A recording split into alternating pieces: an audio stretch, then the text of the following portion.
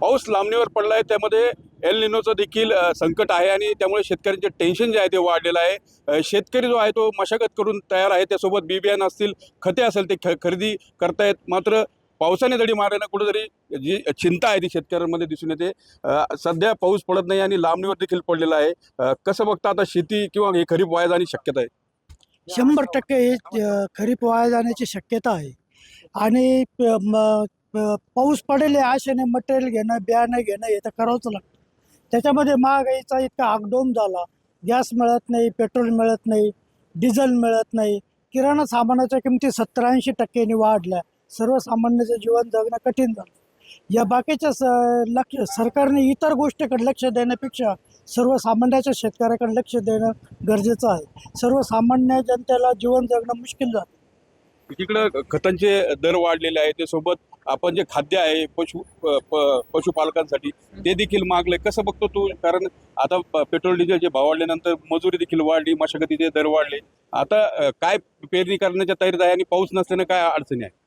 मका करण्याच्या तयारीत आहे, पण त्यासाठी लागणारी युरिया वगैरे किंवा रासायनिक खतं हे मिळत नाही। ही युरिया भेटते एक कसं करणार? पाऊस नाही ऑलरेडी आणि शेतमालाला भाव नाही। मका कमी भावात भेटते आणि त्यांचं जर बियाणं घ्यायला गेलं ते 2000, 2100, 1800 रुपये हे एवढ्या भावात भेटतं। हेच नाही तर सोयाबीन वगैरे सगळं शेतमालाला भाव नाही आणि बाकी सगळ्या गोष्टीला भाव वाढले।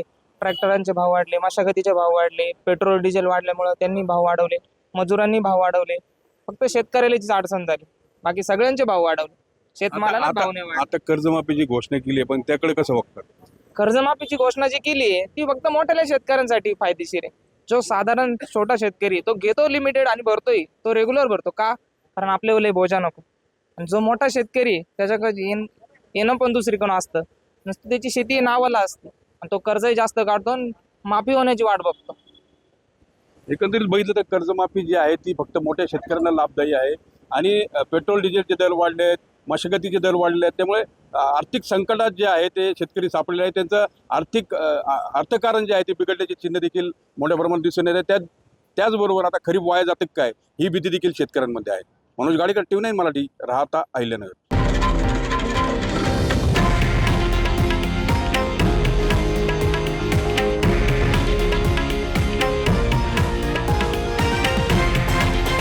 हे आहे देशातील नंबर 1 न्यूज नेटवर्क आणि आपण पाहत आहात TV9 मराठी, एकमेव।